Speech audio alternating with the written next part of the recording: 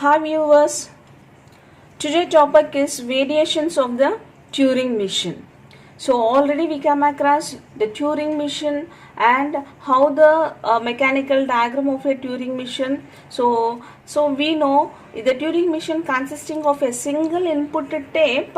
So it is connected to a finite control, and these two are connected with a read-write head. We know that. Let us see how the Turing machine is. We know already this structure is discussed in the previous classes. This is the input tape. So we are partitioning the input tape into cells. This is the input tape, and a finite control is there, FC. FC is a finite control. So a read-write head is connected to this input tape and a finite controller. A single input tape, single read-write head and single finite controller. So which is the mechanical diagram for the Turing machine. But here there are many different types of Turing machines are there. Those are multi-tape Turing machine, multi-head Turing machine, two-way infinite tape, k-dimensional Turing machine, non-deterministic Turing machine, and last one is the enumerator. So while coming to the first Turing machine, that is multi-tape Turing machine, in this type of Turing machine, the multiple tapes. So instead of one, here in this machine we have multiple tapes.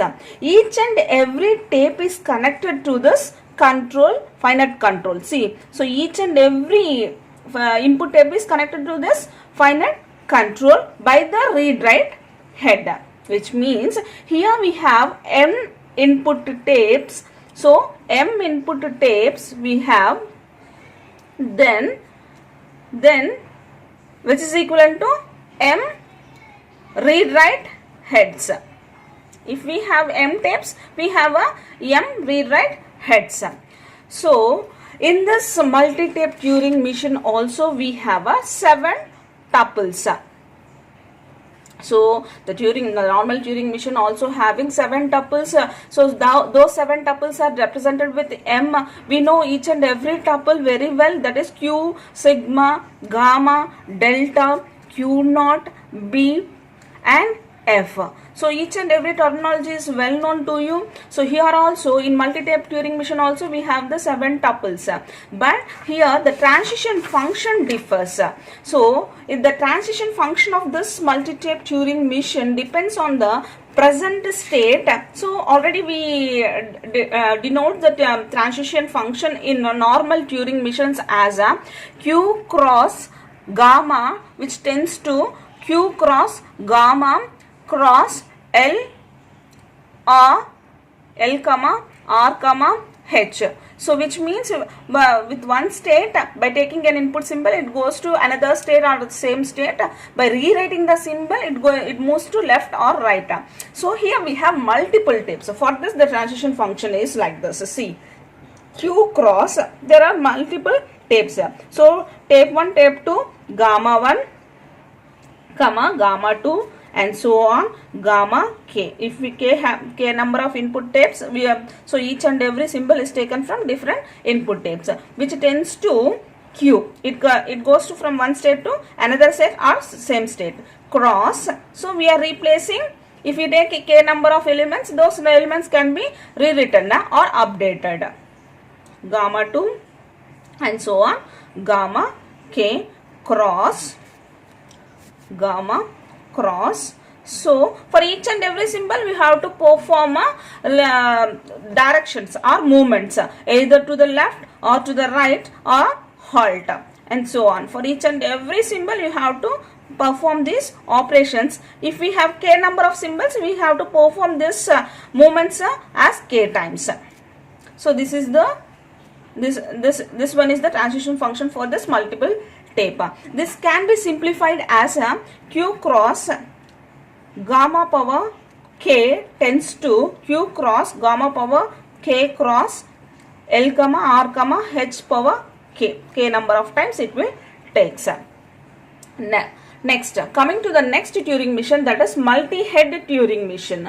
So in this multi-head Turing mission, so the diagram is representing like this. So here we have only single input tape but different multiple heads. So the transition function here also differs. Everything is same, tuples is the same, and we have a single input tape and the multiple heads, but here also we have a transition function differs. So the transition function is like this. So delta of q comma sigma 1 comma sigma 2 and so on sigma n, which tends to, for each and every individual replacement element, it is going to perform the left right operations here. See, cross L or H, cross gamma 2, cross L comma R comma H, cross, and so on up to nth element, gamma nth element. This is the transition function. So next one is, here we have a two-way infinite tape. Two-way infinite tape. So already we know we are inserting elements or a string into the tape. So on the leftmost side we are placing a blank symbol, and the rightmost many number of bees can be placed. This is a general Turing mission. So here we have see, this Turing mission we are placing in the leftmost also infinite number of bees, in rightmost also infinite number of bees. In this Turing mission there is a left boundary. We can represent this one is a left boundary. Left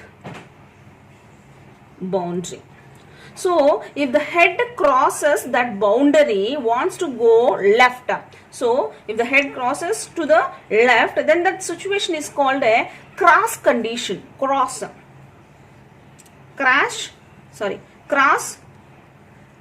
condition. Crash condition. So if you want to move to the left, there is no use. If the head moves to the left, then it is a crash condition.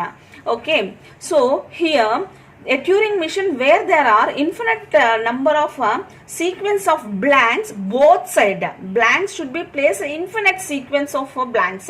So in both sides, in the left side and right side, then the tape is called a two-way infinite tape of Turing mission. See this like this. Next one is k-dimensional Turing mission.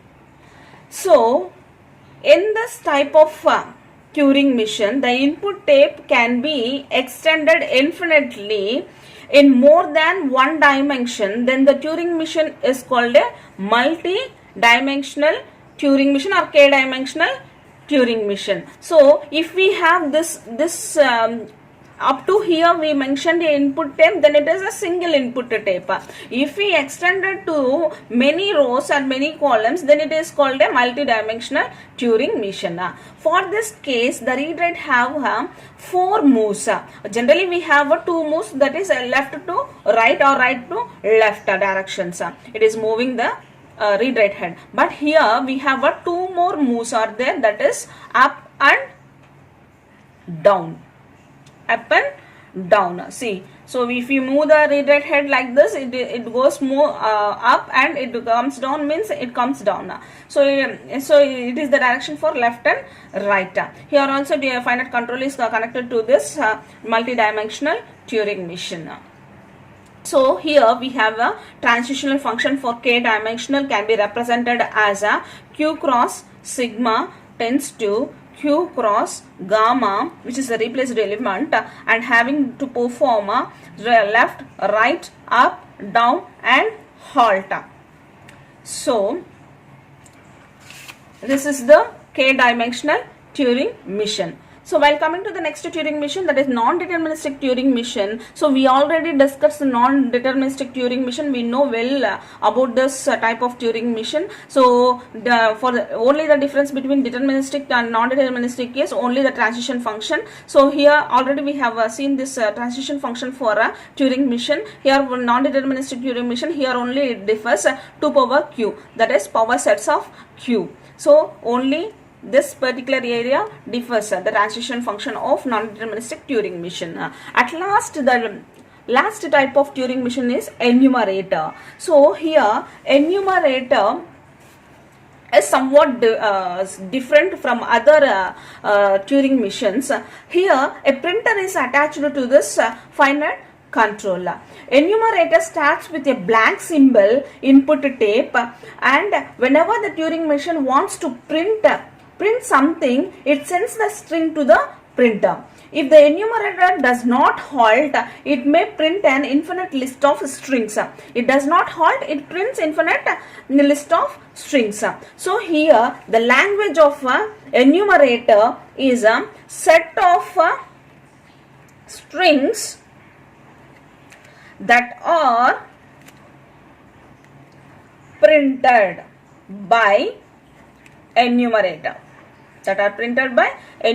How we are going to represent the set of strings into the language? The set of strings are printed in the printer by this enumerator or this language representation. So always this enumerator may generate strings in any order and with repetition. So here also the transition function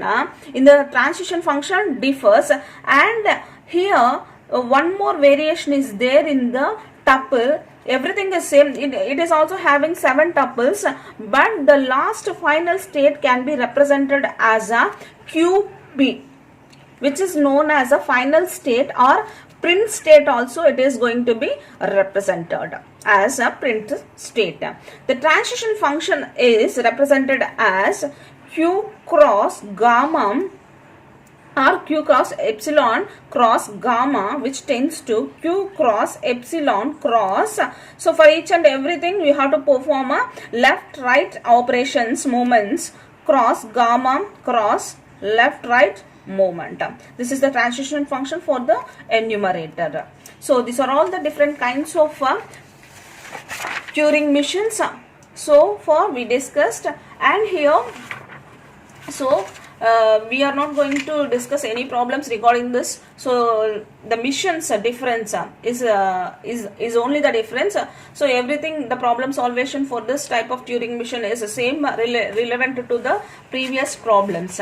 So here if we depending upon the present state and present input symbols scanned by each of the head, the Turing machine can change its state. We know very well it's changed its state. Write a new symbol on the respective cell of the respective tape. So where the input was scanned, so we know the movement operations, those are left to right operations. Move the head to one direction left or one direction right. These are all the operations of input tape or the entire Turing machine. I hope you understand this topic very well. Thank you. Thanks for watching. For more updates on flat classes, subscribe my Rajni Tutorials YouTube channel.